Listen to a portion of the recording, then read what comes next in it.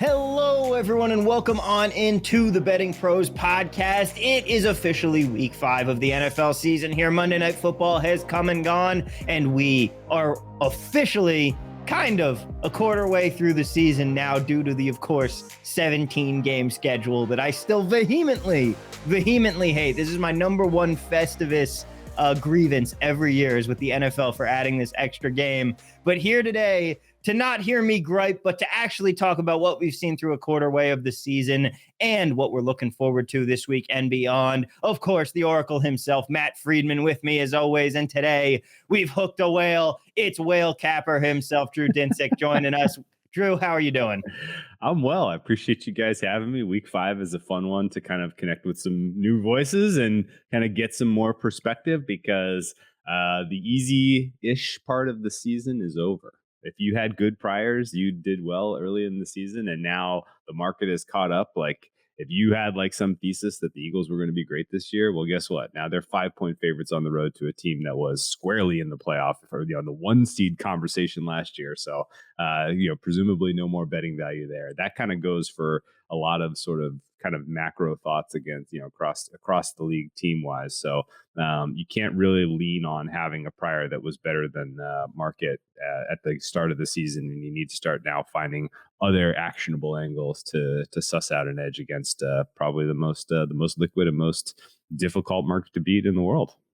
And let's start out talking a little bit about that because it is a great point. I feel like a lot of people are going to default to, and even I for a second was like, wow, really? This is the easiest part of the season when we know nothing? But you make a really great point. If your priors were right, you probably had a really good first 4 weeks of the year. So where do you go from here? What are the things that you think people should be looking at as they try and make their new opinions here with a 4-game sample size?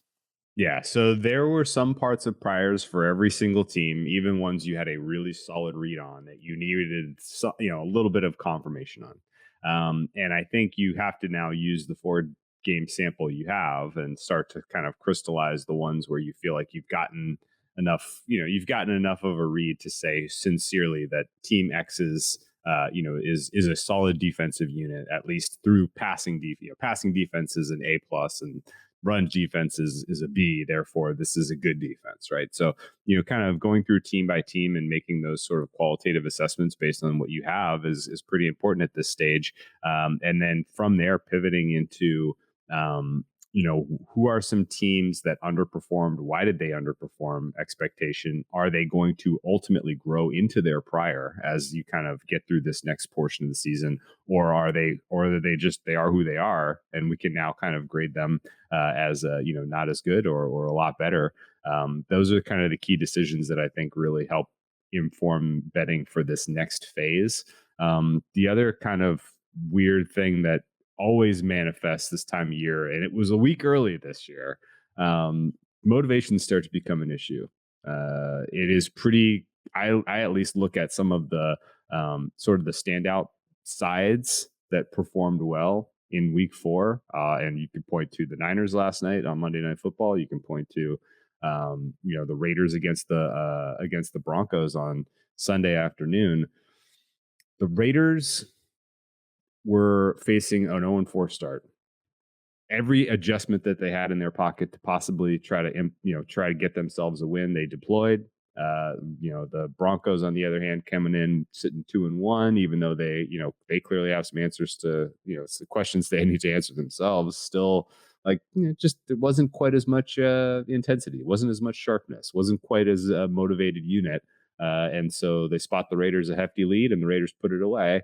And you can kind of say the same thing for Rams Niners, in my opinion. It just felt like the Niners walked into that game with a little bit of an axe to grind because they lose the NFC Championship game last year. They're 1-2 facing a 1-3 start. Whereas the Rams were like, we're 2-1. We're Super Bowl champions. We don't need as much urgency in this spot. And I feel like really the discrepancy in just intensity and what they brought to the table ended up mattering in those 2 games. And you're going to find a lot of examples of that over this next week where situational kind of just speculating on some of the qualitative parts of things ultimately are going to, make for avoiding losers or finding winners. A number of things to say here. One, I gotta say, Tom, congratulations on managing not to look smug while also looking smug over there, because he's very happy. He was on the show last week talking about how guaranteed stone cold lock the Raiders were going to beat the Broncos, and I was a little dubious, and Tom over there was absolutely correct. So shout out, Tom. Feels good. Drew, you mentioned a couple of things that I have questions about. I want to get your thoughts on. So you mentioned earlier, Eagles, Cardinals, 5.5-point favorites here. And so I kind of won a question of, like, if we look at the preseason market on this, the Cardinals were favored by 2.5 points.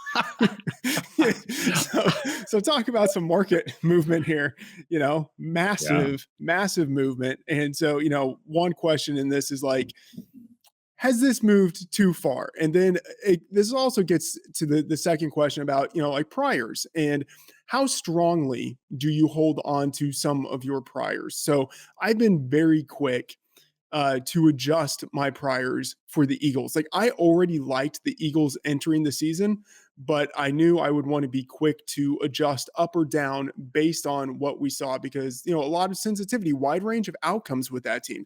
And so I would say for them, I've adjusted very quickly upward. For the Cardinals, though, I've actually been stronger on holding on to the prior of them being a solidly mediocre team that still maybe has a wide range of outcomes. But I don't know if I've seen anything to this point to make me move them drastically down. I still think of them as like, you are about average. And so I guess multiple questions here, but what is it that you see that compels you to get off of your priors quickly versus sticking more strongly to the priors? I would say that each team is a snowflake. It has a specific kind of way you need to approach it. They're a little bit kind of unique. And, certainly teams where you have a bona fide quarterback that you have a role, because at the end of any kind of a quantitative approach, your most significant contributing variable is going to be your quarterback rating. Even if you're doing a team rating, like the team data you've got is because of the quarterback in the offensive side. And so if you have a quarterback who you have relatively high confidence in your rating on, like a Mahomes or a Josh Allen, like they can put up a couple of weeks of stinkers and you're still going to be like, yeah, they're still good. Like this was the Chiefs story last year, right? They had some horrific performances in the first half of the season. And, people that would get up and be like, wow, are the Chiefs even a top 10 team? Yeah, they have Pat Mahomes. Stop. Stop. Like they're going to be fine. Pat Mahomes, Andy Reid, bona fides, long track record. Like, don't overthink this. And so I think experience is a huge factor in hanging on to a prior. And for your Cardinals example, because you have Kyler Murray and Cliff Kingsbury now, you may not like either of those players or coaches just because their style doesn't, fit what you would choose as your first choice for how you want to build a roster or a coaching staff. But the fact is, like, they have won games in the NFL as a pair. They've done it. Kyler Murray is a top 10 quarterback. His prior is relatively strong. Like he could slip into the teens but it's mostly almost everything we have on Kyler Murray through this portion of the career tells you that when healthy, he's a top 10 guy. Like, don't overthink it.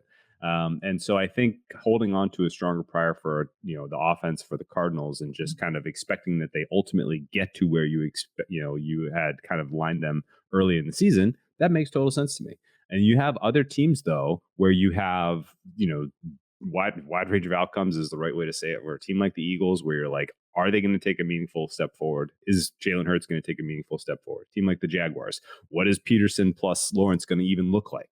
Right? Like, those kind of questions, you have to be much more nimble in terms of making big time adjustments.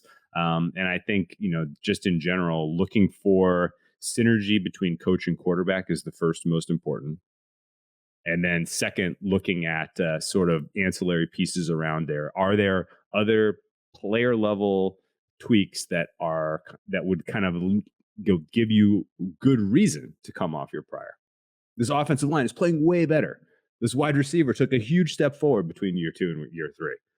Right? This running game all of a sudden isn't a problem. It's adding to the offensive efficiency, right? Like those types of smaller things, I think, compel me to kind of be a little bit more aggressive coming off of a prior. Whereas, any coach and quarterback combo that has a relatively long history, I'm going to stick to my numbers on them for maybe the whole season. Now, one team that immediately comes to mind for me when you mention priors, quarterbacks especially, and teams that, how did you rate them previously? What is your experience with them, and how long are you going to hold on to those priors before moving on from them? The team that I feel like is all of those questions wrapped into one by now is none other than the Seattle Seahawks with Geno Montana Smith at quarterback right now. Yeah. And the synergy that he seems to have with Pete Carroll, who finally has the gunslinger aerial attack guy that he always wanted, so that he can actually blow out this offense and be the passing attack he couldn't be with Russell Wilson. It is absolutely wild. No one could have predicted this. I was certainly all aboard the Seahawks are trash train, and then hear their third and offensive DVOA, and it works. It apparently is working for this team right now. But then we also, we've seen Geno Smith before, and we've seen this Seahawks team before. How soon do you move off these priors and say, hey, maybe this team is actually pretty good? Because now they're taking on the Saints, who are another team that you very much still have to figure out, because I feel like everyone's priors are blown out of the water right now. If you thought the Saints were good to start the season, there are games you can point to and say you're right. And if you thought they were bad, there are games you can point to and say, hey, I was right. And so these teams are coming together now. This line has moved all over the place, from opening 4 or 5 to going to 6 to back to 5. You can find it at a bunch of different places around town right now. Where are you going on both of these teams? And would you even bet this game? Yeah, I'm ultimately going to have a big old bet on the Seahawks this week based on the way the market is moving. It's been one-way action, Saints, so far.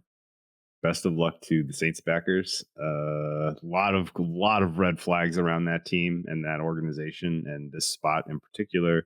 The Seahawks are great team to bring up for specifically this type of discussion, because 4 weeks is still a small sample size, but Geno Smith is performing at a top 5 level. Geno Smith, period.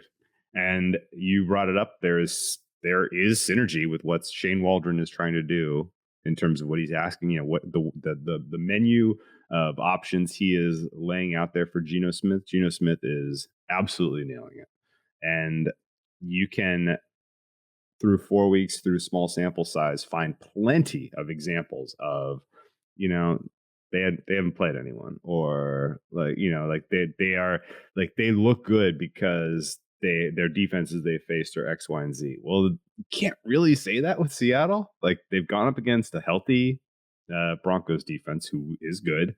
They got a predictable kind of letdown against the Niners, which after a Monday night kind of you win your Super Bowl, not a surprise. And then they were very, very live at home against the Falcons. And so the question really came last week. Well, we were going to break one way or the other on the Seahawks, depending on how they looked in that game, because, there were some pieces, some younger players that were really starting to step up for the Lions defensively. And if the Lions all of a sudden put together a solid defensive effort and won that game on defense, then you're like, okay, well, Geno Smith is only a guy I can really trust in Seattle. And this offense is still limited, and same old Pete Carroll's, tacking into his minus EV tendencies. All that stuff might have held. Instead, it very much tacked the other way. And it was like, they got whatever they wanted, whenever they wanted it. It was on the road. It was not a great spot for them. And, I think that is enough of a positive signal for me to at least take them much more seriously than I did going into week 4. And it's a tough turnaround here because it's another road game, right? And in a completely neutral, in a vacuum, like, oh yeah, going from Seattle to Detroit and then Seattle to New Orleans, those aren't like especially crazy trips, but they're not trivial. And, 2 back-to-back road trips like that early in the season can have a negative impact on a team that's trying to come together. But it's not like the Saints are in a good spot themselves. They're coming off of a trip to London. They spent the full week there. In exactly the same sort of mentality we were describing the Raiders' effort and the Niners effort, feel like you got that from the Saints too. Like the Saints left it all out there. They got a 95th percentile performance out of Andy Dalton. Crystal Olave, played his most complete game as a pro through his young career. Not a lot of other contributing factors. You had Mark Ingram getting the ball and, Latavius Murray, and they were still like, everybody was playing their heart out in London. And they were still not, 60-yard field goal away from, going to overtime. The Vikings, I think, gave you about a C minus, and they still win by 3 and cover the early number there. So to expect that the Saints can rally the troops in the same sort of way and give you as solid a qualitative performance this week, I take exception to. The defense has talented players, but they're going to be showing some wear and tear after what they went through this last week. And, the travel is non-trivial, surely, although going from east to west is somewhat less troublesome in terms of body effects. So maybe ultimately they're fine, and this is a competitive game. But if this is trended towards 6 all week, I think some of the market makers are still at 5.5 ish. But I'm going to let this find its level here, hopefully at 6. And I think I'm going to come in on the Seahawks at that point. Guys, football season is here, and if you want to get in on the action, we recommend heading on over to our friends at BetMGM. The king of sportsbooks is offering up the king of promotions right now. Use the promo code BettingPros when you sign up for a BetMGM account today, and you will get a $1,000 risk-free bet for your first bet. That's right. You get a $1,000 risk-free bet just for using the promo code BettingPros when you sign up for an account with BetMGM. So get in on the action today, guys. Enjoy the football season, and let's cash some tickets together. Now back to the show. A follow-up on this. So it's always interesting to see where the market movement is from preseason to now. It's also interesting, maybe informative, to see where there isn't really any movement. And we saw this line at 5.5 in the preseason. And it's still, right around 5.5, starting to move towards 6-ish, but really 5.5. And so you think about, as you mentioned, the way it feels that so much has changed in how we perceive these teams from then to now. And yet the market really hasn't changed. And so why do you think that is? I mean, I'm just kind of looking at this and thinking that, maybe there's not that much of a move from Jameis Winston to Andy Dalton. Maybe there's more volatility with Winston, but maybe there's this idea that Dalton, he looked decent in London. He gives you a kind of higher floor. Like, you maybe have a better sense week to week of what you're getting out of Andy Dalton than Jameis Winston. Maybe that's right. Maybe that's wrong. I don't know, but that might be something that is impacting the market here. And then even as good as Seattle has looked on offense, their defense, especially their pass defense, is still, it's basically dead last in league. If it's not last, it's bottom 3 for sure. And so I'm just wondering, why is it that you think, even though it feels like these teams are different than they were a month ago, our perception of them, but the number's still right where it was?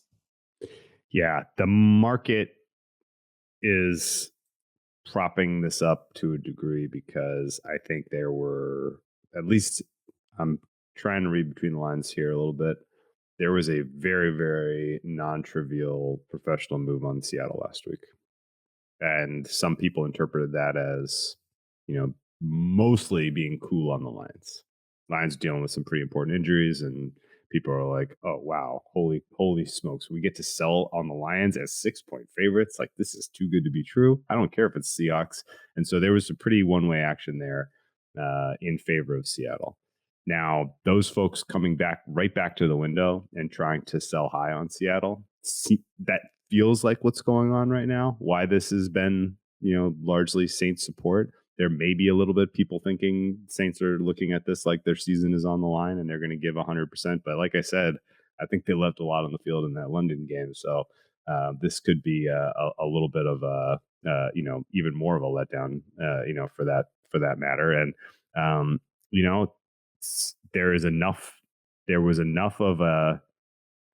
there was a strong enough prior that Geno Smith was not good and that a top 5 rating is completely unsustainable. that people are going to bet against that just because they're like, regression is coming. May not be this week, may not be next week, but I'm going to be there and I'm going to bet on it and I'm going to win when it comes. And, he's going up against a tougher defense in terms of pass defense this week than he did last week. The way I kind of read this is I think people are trying to sell high a little bit on Seattle, sell high on Geno Smith, and they're doing it because they believe in the Saints' pass defense. But I don't know. I think Seattle matches up pretty well. I think their offensive line is better than people give them credit for. I know their wide receiver room is top half of the NFL, if not top 10. So this is I don't see the type of success that they've had being somewhat small, short order. Like, I don't think it's only going to work against the Detroit Lions of the world. It should very well work against this Saints defense. And at the same time, if this was under a field goal, I'm staying well away from it, but it's out at 6. So there's not a ton of value on the board this week. That one, though, does look like a good bet for me in my mind, at least looking at Seattle. Now, how about another game here involving a couple of really volatile quarterback situations?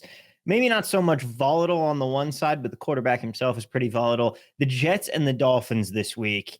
Zach Wilson, it was very up and down. He looked pretty good on the first drive, then not so good for most of that game, and then flawless in the fourth quarter.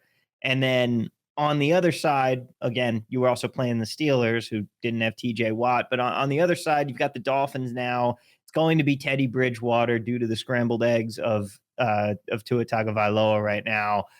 And you've got the extra rest here. You've got the Jets at home.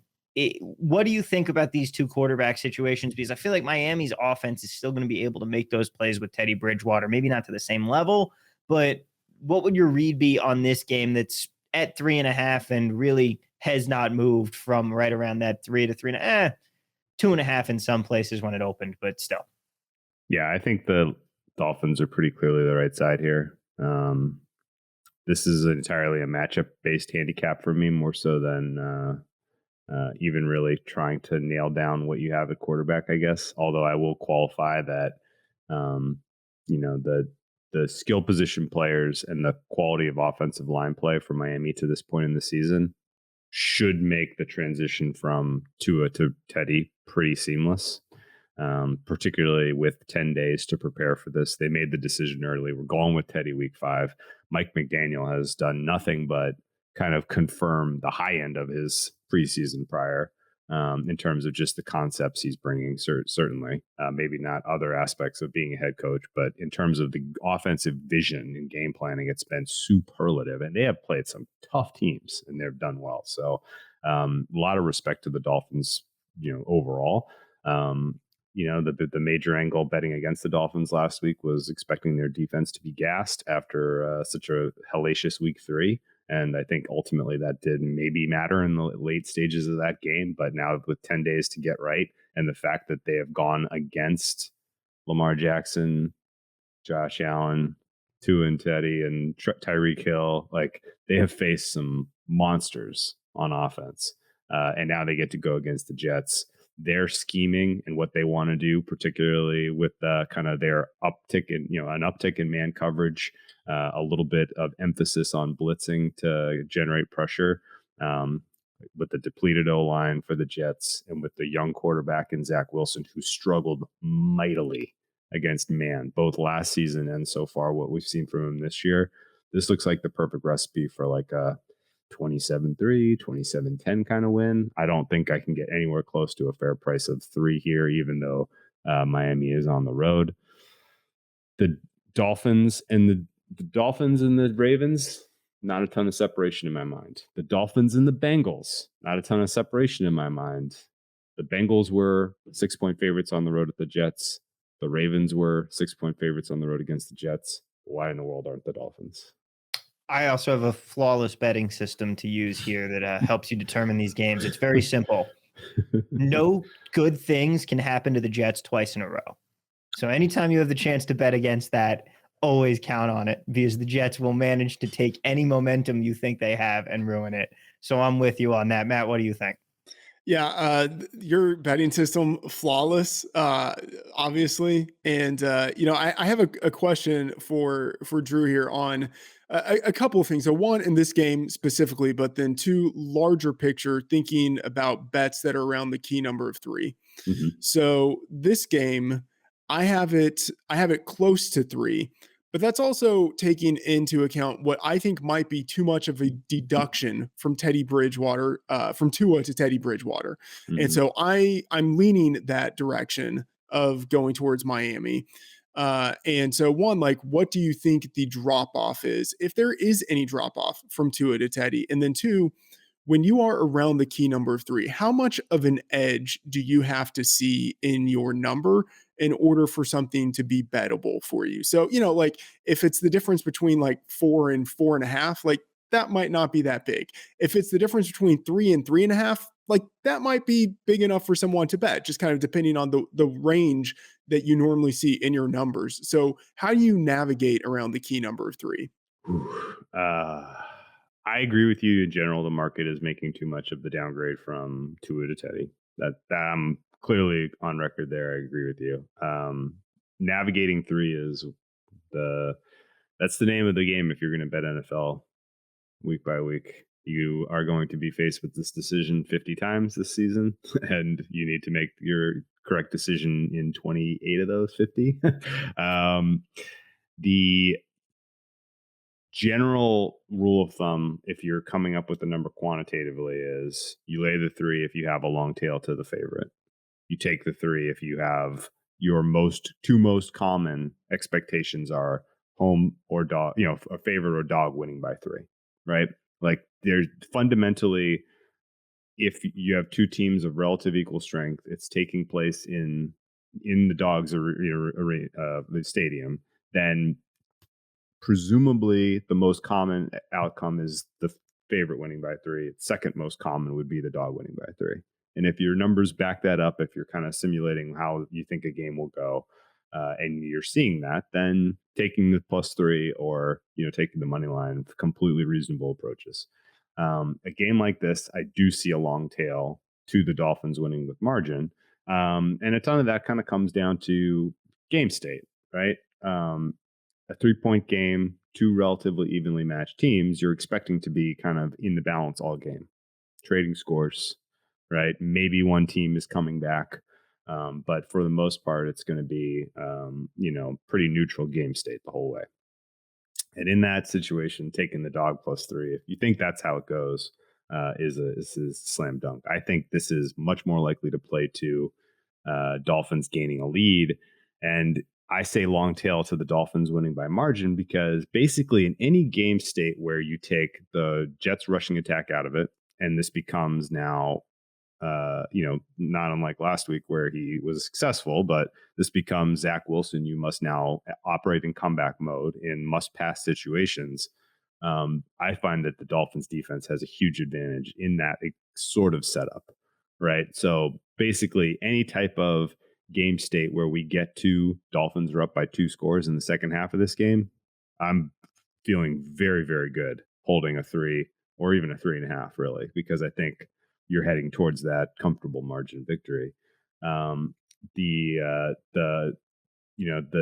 team with a more experienced quarterback with a better offensive line, a better run defense. Now I'm thinking, okay, comeback mode is real.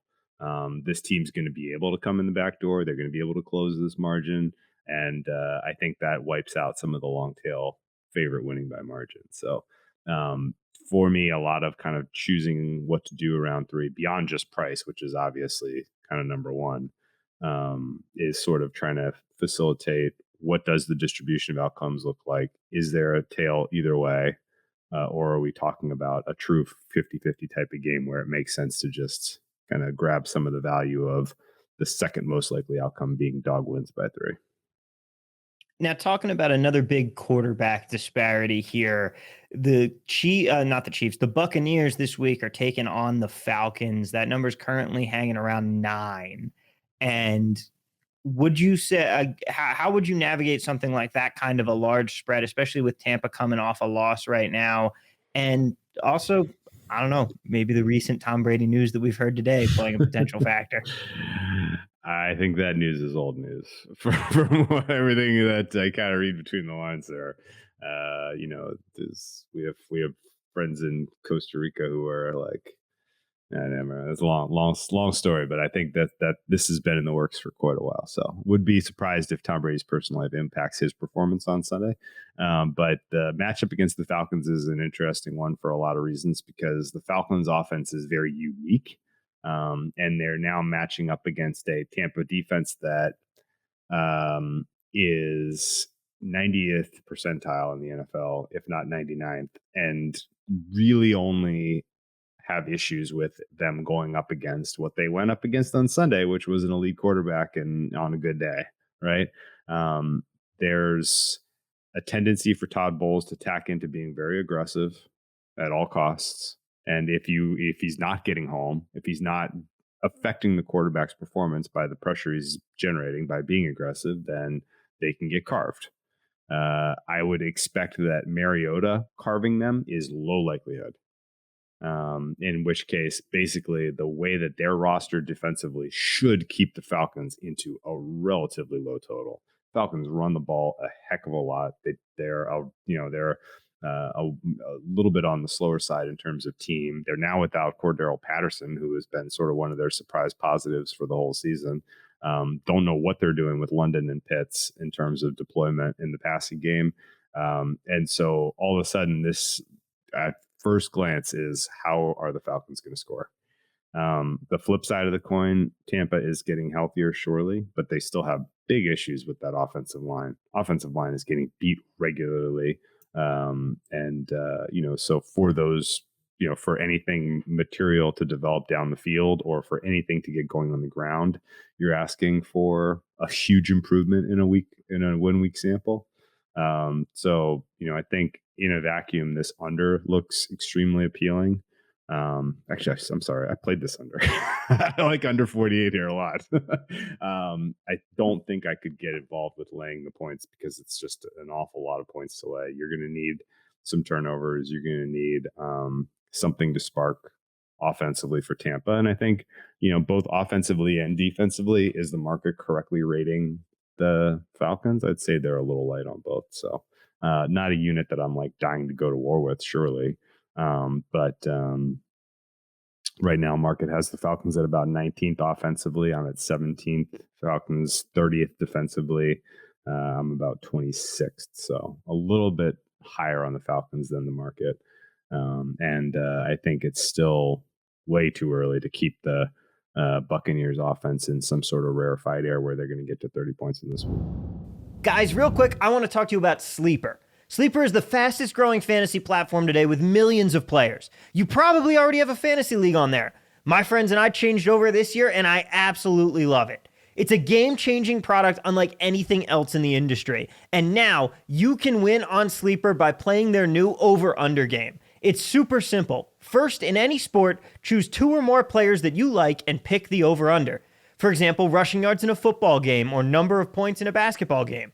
Then, choose the amount of money you want to enter into the contest. If you pick correctly, you can win anywhere from 2 times to over 20 times the money you put in.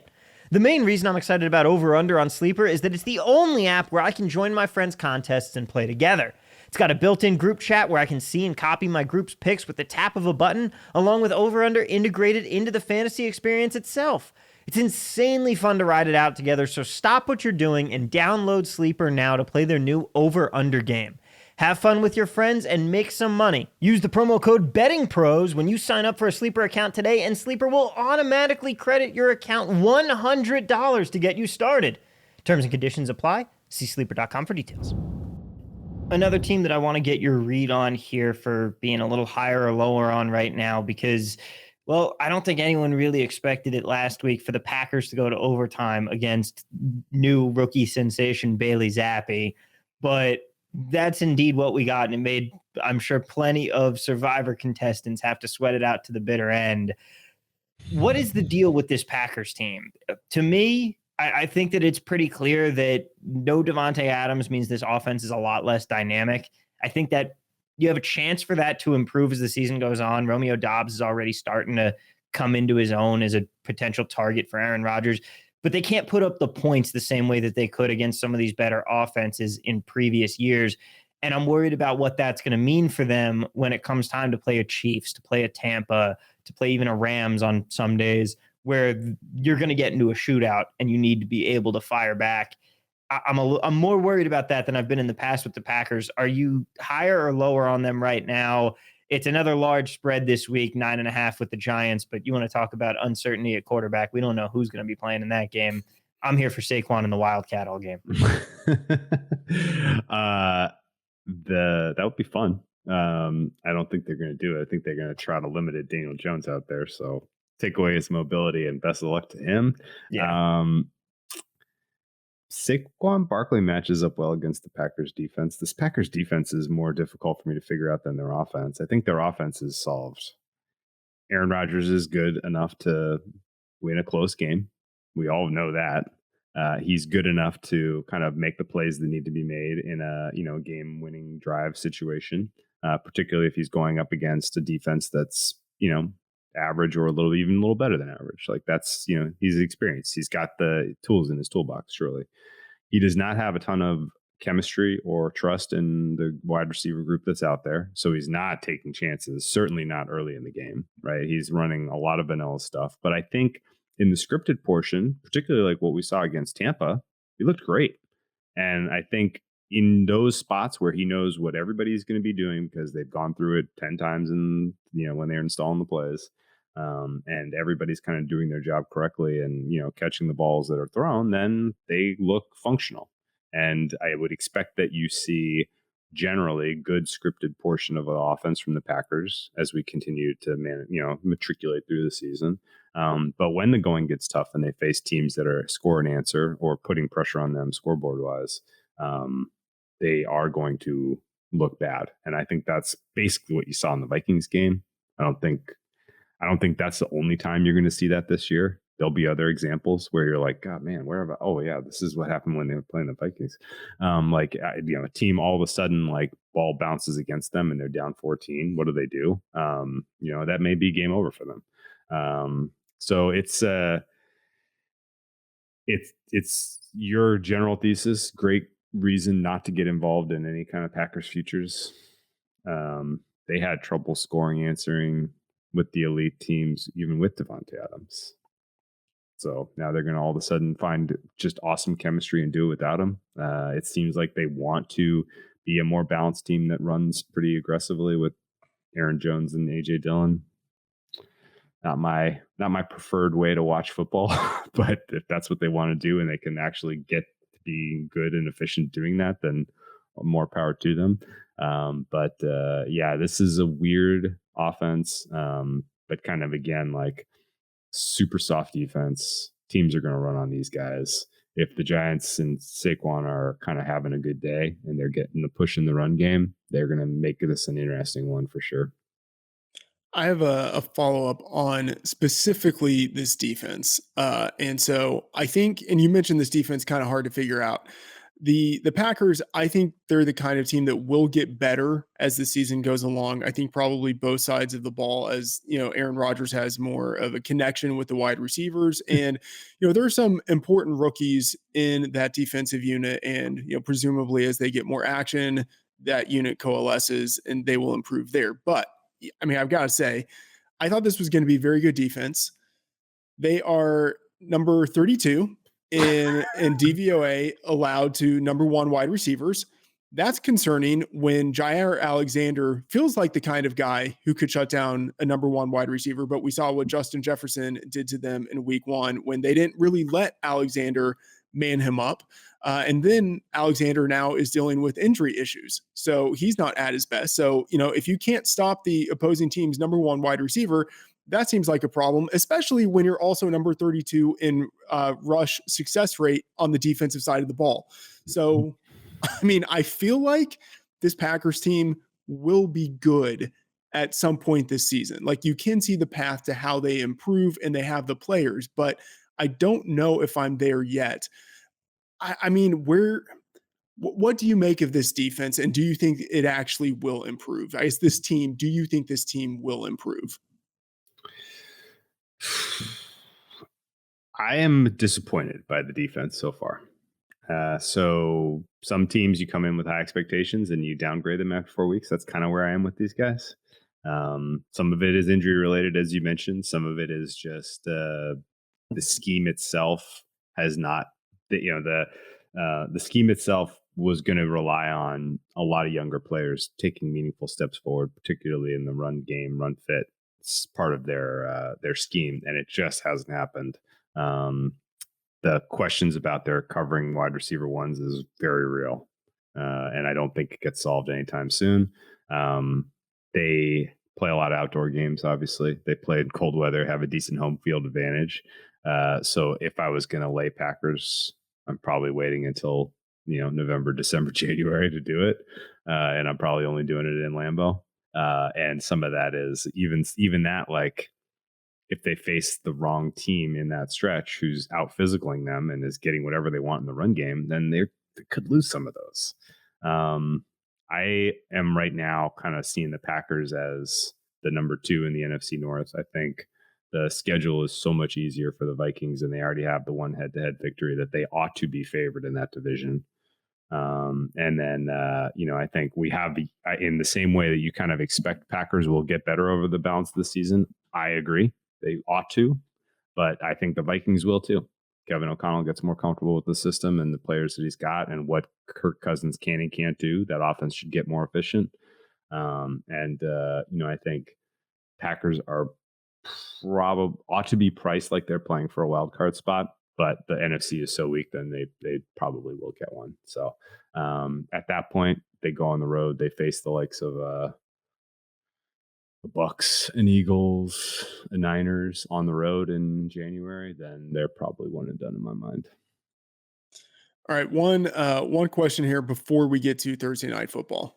So final question when thinking about sort of how teams have changed in our estimations of them since the season started. Jacksonville. I will call anyone a liar who doesn't say that is the team that they have adjusted the most in their power ratings since the season started. Like no way that someone was like, oh yeah, Jacksonville, I assumed that they were going to be what we've seen so far. Like I thought that they were going to be a team that improved, but was still probably bottom 5. And they at this point, I think are, if they're not average in your rankings, they're very close to it.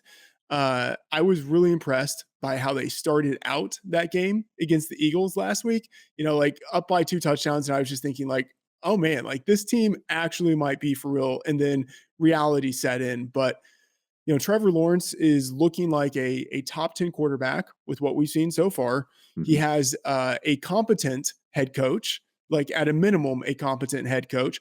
That defensive line has, I think, really flashed. They've been strong against the run. It's not like the most important thing for a defense, but it's something. I'm just kind of impressed by the infusion of talent that they've had there, and then how quickly they have coalesced that into a functional organization. What do you think the actual ceiling is for this team? You're asking the wrong person, because I am wearing teal colored glasses. I bet Jaguars to win the Super Bowl at 155-1 before the season. Nice. I squinted real hard and I was like, these guys look kind of like the Bengals last year. Yeah. Like, they're in a winnable division. They have a second-year quarterback who could take a meaningful step forward. They've made an upgrade at head coach, more than the Bengals did, and so the Bengals didn't make an upgrade at all, but their coach just kind of coached a better season. So I was definitely, I'm bullish Jags at being real. I was watching that Eagles game with the same sort of mindset of these guys are for real. They're going to win this game. They're going to be 3-1 and people are going to have to start paying attention to them. And then the wheels fell off with all the fumbles because of the conditions and because the offensive line still has some room to grow. When they go up against real deal big boys on the D line on the other side of the football, you probably need to have a little bit of a lower ceiling for the Jags on any given day.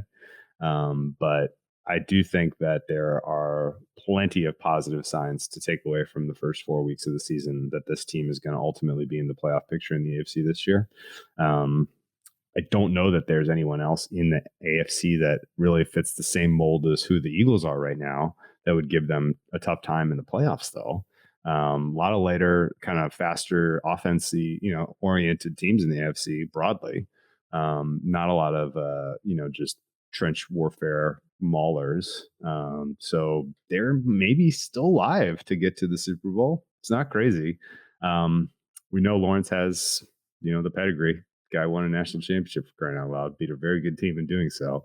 And I think, overall, they've avoided the early season injury curse, which not a lot of other teams can say. So that's positive for them. Their schedule is pretty easy because they're in the AFC South, of course. And I think, again, I'm Team Teal here, so take this with a grain of salt. But even after losing to the Eagles and not even covering the number I had, I was like, that was a good thing. That was good. Like if they got if they got wins against the Chargers and the Eagles back to back, real young team like that, they start reading their own clippings. They lose a little bit of focus. Maybe the season they lose to the Texans the next week and things get derailed. But I think a tough, hard fought loss like that and a lot of learning, a lot of lessons they can take away from that and take into this middle portion of the season is ultimately going to be a good thing.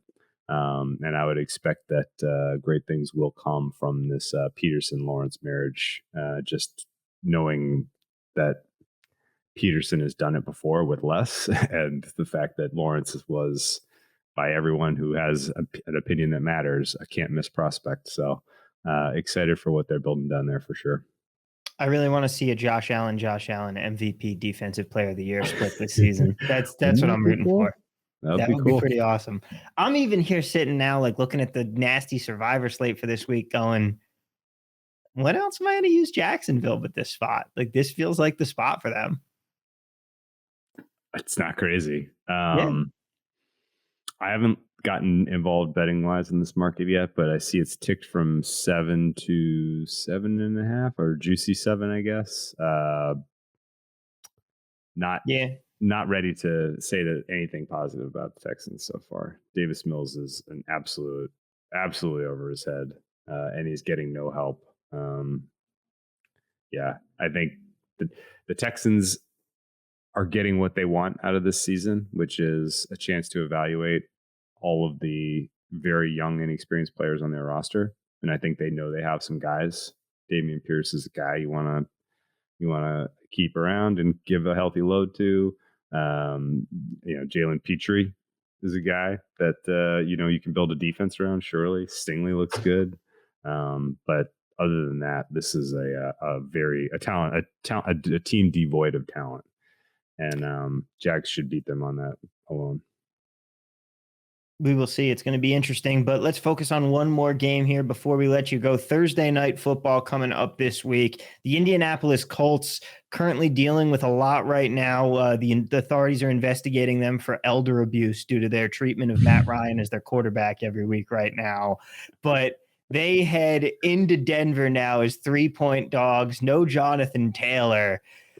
As much as I think Denver is not good and you've got a quarterback who possibly everybody on his team hates, and honestly, oh man, I'm still having nightmares over that sandwich commercial, but Russell Wilson did not look bad against the Raiders. That was definitely the best game that he's had so far this season, and everybody was ready to chuck Nathaniel Hackett overboard after the first 2 games, and I don't know, maybe he's settling into the role a little more. I'm not about to go out there and say we got the next Bill Belichick on our hands, but maybe this Denver team is now finally starting to settle down after a couple of weeks. It is a new quarterback, new offense, new coach entirely.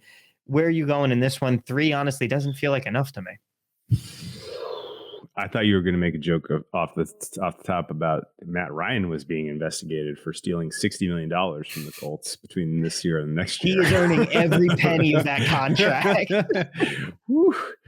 This has gone sideways very, very quickly. Both of these experiences gone sideways very quickly, and I think, back to sort of the priors discussion. A lot of folks in the betting community who I have tons of respect for because they have long-term winning records in the NFL, were high on the Colts and or high on the Broncos or both.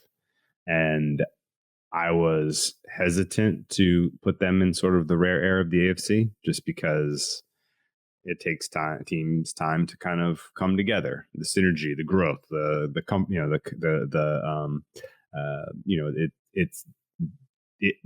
Brady going to Tampa and having success in year one is the exception, not the rule in these types of late quarterback arcs where you really, you change a team. And I don't hold either Matt Ryan or Russell Wilson in the same conversation as Brady. So it's easy to kind of be a little skeptical about how these were going to work in year one. And to this point, the returns have been poor, I think, in terms of what was expected in both cases. And some of the blame, I think, goes to the coaching staff, general manager, and the quarterback for both sides here. Indianapolis is the tougher question to answer about whether this is fixable, because what used to be the strength in the core of this team and their offensive line is playing very poorly right now. And if you're not even getting enough push to get a complementary run game to go along with a quarterback who's aged, then you are all of a sudden a really inefficient offense. And that's their reality through 4 weeks. But even all that said, there were moments against the Titans in that first half where I was like, okay, starting to see some of the pieces come together about coach and quarterback and what they ought to be doing. Right now, it didn't ultimately land in a win. So, congratulations on a little bit of growth that got you nowhere. But there's some building blocks starting to show up there. And I think you can say the same thing for Russell Wilson and the Denver Broncos on that, with, as you mentioned, his cleanest performance of the year so far. But it was against a really, really bad defense. But maybe the Colts are a really bad defense. I worry without Leonard and with Gus Bradley calling the shots there, and really just not a ton of talent outside of Gilmore and Buckner, who's also hurt, by the way. That this might be a real weak defense that Russell Wilson gets to go up against. For whatever it's worth, the Denver defense couldn't get off the field against Josh Jacobs, who hasn't been lighting the world on fire lately. So Denver defense may be a hair overrated considering who's healthy. Definitely think that, I think that injuries, to me, as I look at them, people are focusing on the fantasy side of things, which is the running backs, right? But the defensive injuries, I think, are going to matter more in this game. You've seen the total tick up from 43 to 43.5. I would look over or pass, because I think, again, you're kind of buying low on two offenses that were expected to at least be league average, and you're selling on some defenses that are missing some important pieces. I'm surprised that there has been some real Colts money that showed up, but it may be similar to what I'm seeing in that people are expecting that offense is starting to find a little bit of form. Interesting. I'm just as surprised with you on that Colts money showing up here, because my first glance, especially from everything we just talked about, would definitely be to lean Denver in this spot. But we going back, bringing it full circle to the beginning of the show here. This is kind of where the Colts need to say, okay, it's either get up or shut up now. Yeah, this is their season. They didn't. They gave you a full heart perform against the Chiefs at 0-2, first home game, trying to save their season. They got a very lucky win because of some bad special teams by the Chiefs. They were lackluster last week, but almost fought their way back into that game. And I think, the cycle would tell you that, like, they can get up for this spot and maybe at least get 21 points. At least that's what I'm hoping for. But there's probably a little, kind of interest in fading Hackett in his first Thursday night appearance. Hackett has not shown an ability to handle the head coaching and offensive coordinating duties in tandem. And, Thursday night football is where you tend to see that manifest most severely. But again, they're going up against a bad defense with the Colts. So I don't know. I look at this and I think, okay, so a couple of things, and I'm going to have a final question here that is related to Thursday night football, but kind of bigger picture. I look at this and I think, you know what, my life will be happier if I don't bet this, and maybe if I don't even watch this game. You know, as sacrilegious as that might sound, not watching Thursday night football. Not every game needs to be watched. It feels like this might be in that category of You're game. going to So watch it though. but I'm probably going to stay away. I will probably be staying away from aspects of this game. But the question, and you mentioned Nathaniel Hackett. I look at some of the decisions that these coaches make, and I have a quote unquote model. It's a spreadsheet. I don't know what I'm doing. Let's just be honest. I'm a self-taught hack when it comes to like the things that I'm putting in the models and how it is that I weight things. But decision making for coaches, it is, I think, pretty hard to incorporate things like that into a model. And so I have, like a column within my spreadsheet that has like notes about like the various dumb decisions that coaches will make. And I'll try to kind of think about this of like, is this really the team I want to back? Like, do I really want to back Nathaniel Hackett when he does this, this, and this? And so how is it if you are incorporating decision making into your handicapping or your model, how is it that you're doing it, and how much are you weighting it? How do you take all of that into account when you're thinking about what you're going to bet? Yeah, it definitely is. It definitely matters. But I also think that there are enough NFL games and enough edges to find out there that making a bet solely based on some qualitative opinion of a coach, good or bad, is not enough, right? Yeah. If you have an edge on a game, if you're making a game 3.5 and it's 3, or if you're making it 4 and it's 3 even, and you're like, okay, I'm going to fire the favorite here. And then you look at your spreadsheet and you're like, this coach is numbnuts or whatever, then, all of a sudden, maybe I don't make that bet, right? Or vice versa. It's like, I've seen an edge on this 4, and oh, by the way, I get to fade this guy that I don't like. It's a little more ammo in the chamber. Maybe like helps you shade like what would be a quantitative edge a little bit more towards the side that you think you already see value on. So I think using it as sort of a secondary layer beyond putting together a number is the right approach. And I think beyond coaching, there are a lot of those sort of things.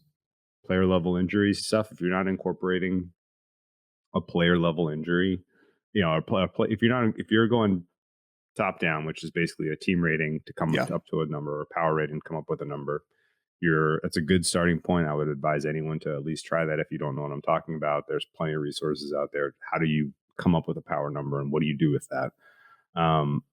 But if you're ignoring the impact of certain player level stuff, right?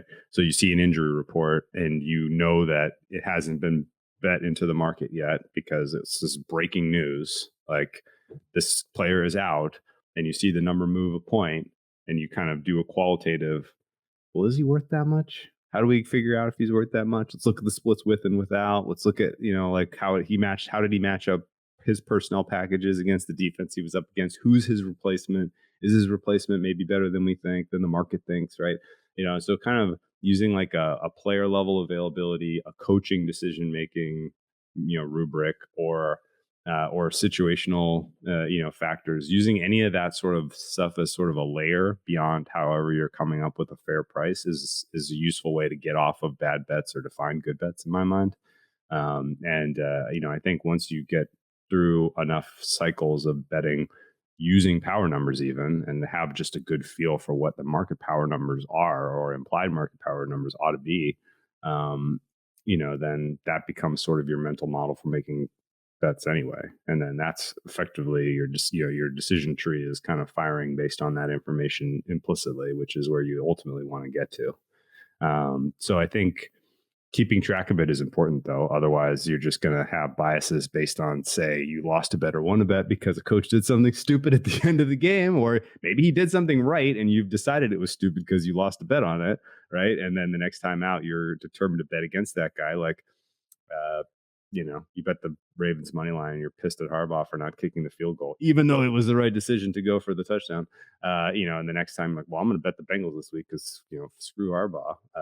Obviously that's a bad bet. Yeah, you don't give the Bills the ball back down 3 in that situation. You just don't. No. I'm fully in agreement with you there. But Drew, on this note, that is going to do it for us here on the Betting Pros podcast today. One more time, Drew Dinsick, where can people find you and the great work you're doing, especially your Bet the Edge podcast? Yeah, so Bet the Edge podcast is available on the NBC YouTube channel, NBC Sports YouTube. We're on the big boy stream now. They combined our Bet the Edge, our NBC Sports Edge with the main NBC Sports stream, which is cool as can be. Presumably, it's going up on Peacock sometime soon as well, which will be neat.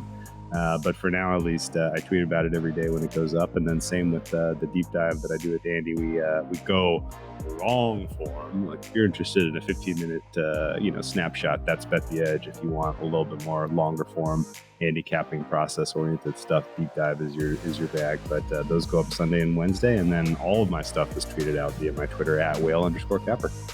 All right. Once again, that's whale_capper. If you want to follow Drew and seriously give his stuff a listen, it is fascinating and great work. But for Matt F. the Oracle and myself, guys, that is going to do it for us here today. Tune back in on Thursday. I promise this time we're going to have Peter Jennings on to talk about the week slate ahead.